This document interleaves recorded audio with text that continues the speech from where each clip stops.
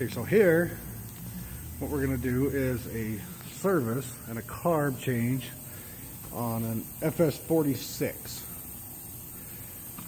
Going to change the carb. It's pretty simple, but we're going to change the carb, and it's the same as 45s, 46, 55, 56 trimmers and all those. Anything that kind of looks like this, they're all about the same. So first thing we're going to do is we're going to pull the cover. We're going to pull out the air filter, and then it's just two 8mm bolts or nuts, two 8mm nuts. Pull those out.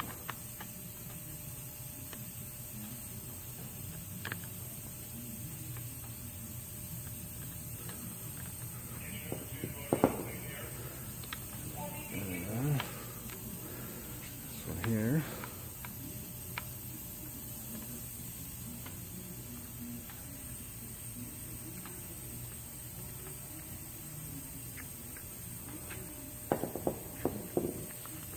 And that cover just comes right off of there, like so.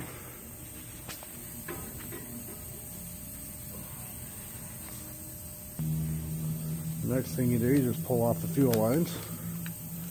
Pop those off with a, grab your screwdriver, pull those out, and then you just kind of lift up on the throttle there, and the cable should just come right out, and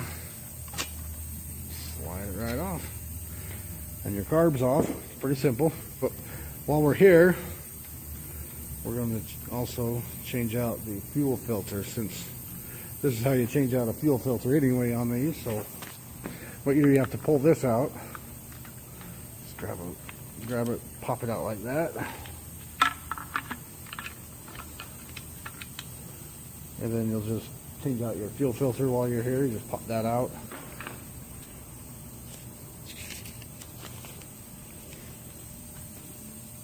And the fuel filter number, the Stihl number for the fuel filter, is that. Okay, so new fuel filter's on, and when you put this back in, usually there's an arrow kind of right there. It always points towards the machine, or another way, just the longer hose goes towards the machine. So we drop that down in there, and we just push that back in so that it's in. Okay, so I got that in. Sometimes you have to work it in with a little screwdriver kind of to help push it in. So we got that in. Make sure that stays in place. Put our gasket back on. Most of the time you can reuse these gaskets. They're generally pretty good to reuse.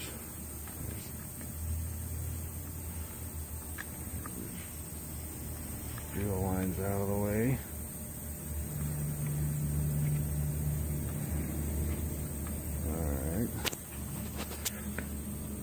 And then the new carb number, they vary. Sometimes there's like 3 or 4 different options on the carb, but that's your carb number for this particular unit. They'll have a little number right there that you'll look at. Like this case, it's an S97, which matches up to this one here. So we just slide it back in there.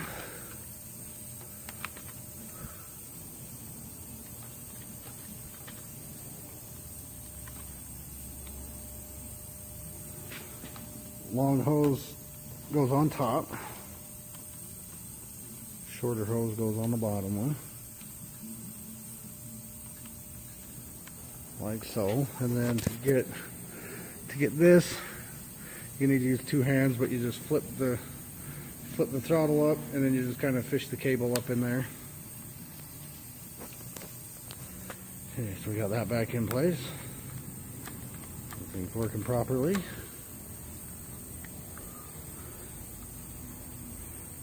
And then we just put the cover back on.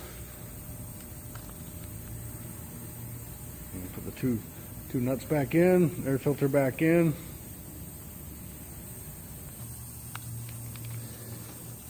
Okay, so we turn those back in. You want to make sure it's good and tight. You don't want to grip it too tight, but just good and snug so that you're not going to leak air from behind the gasket. So that should be good. And next will be our air filter, which is that air filter number.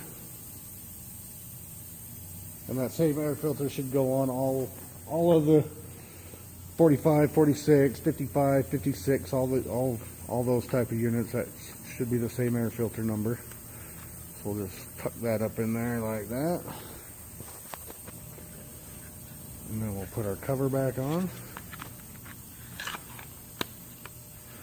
And then we'll change out the spark plug.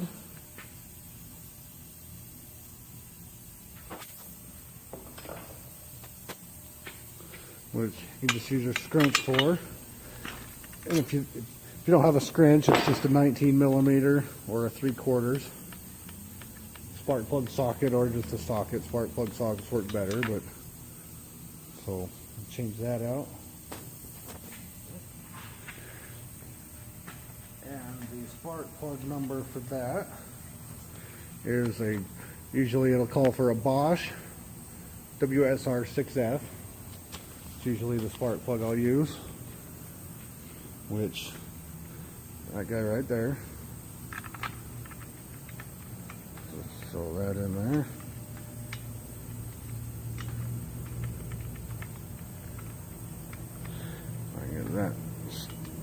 If I get that boot to stay out of my way, would sure help.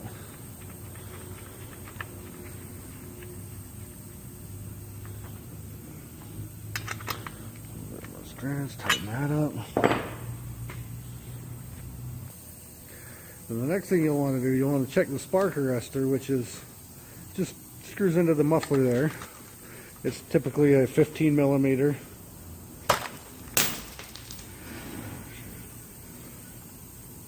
Just use a 15 millimeter deep socket, and then pull that out and check it. In this case, it looks pretty good. It's like it's could use just a quick touch-up clean, but it looks pretty good. I'll hit it real quick with my torch, just because I got it out and I don't want it to go bad. So just grab a little torch. Here, hold it with some needle nose pliers so you don't burn yourself. And just burn off all the grease and all the extra carbon. That way it looks nice and see through it real good.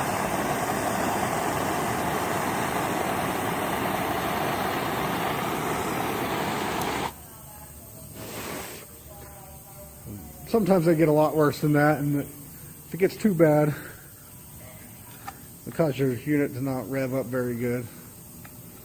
So you want to make sure you clean that out regularly.